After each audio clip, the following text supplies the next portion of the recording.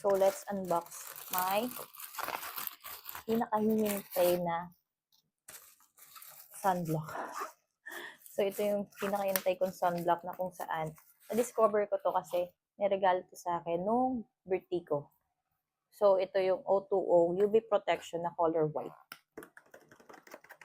Ayan. Yan siya. So, tungtuwa ako kasi may nagregalo sa akin ng makeup and may kasama na siyang sunscreen. And itong sunscreen na to guys is super light na like ko. Kaya naman, nung naubos, talagang bumili ako. So, paisa-isa lang yung bili ko kasi naman, ako lang naman gagamit. Asawa ko kasi binilhan ko ng sunscreen, bira lang niya naman din gamitin. Itong product na to is SPF 30. So, good for our face para mas protected ang ating muka. Especially kapag tayo ay lalabas.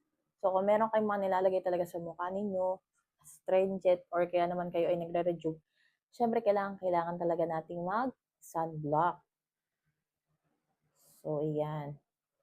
May naririnig akong two fingers method. Pero ang ginagawa ko kasi talaga ng gano'n. Okay. And itong product na to guys, is blendable sa face natin. So, maganda yung coverage niya.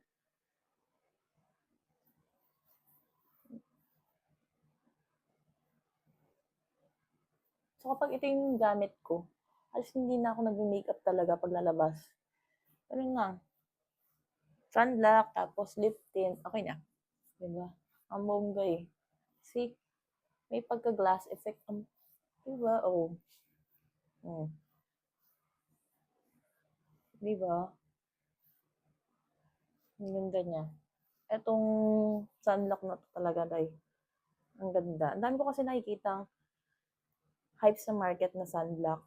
Pero, hindi pa kasi ako bumibili ng mga ganon. So, ito lang talaga yung nakikita ko pang okay.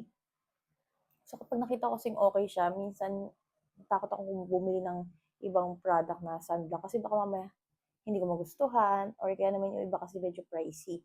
So, ito naman, for its price, sulit na sulit to guys, kasi magagamit nyo. And hindi siya nag-iiwan ng white cast.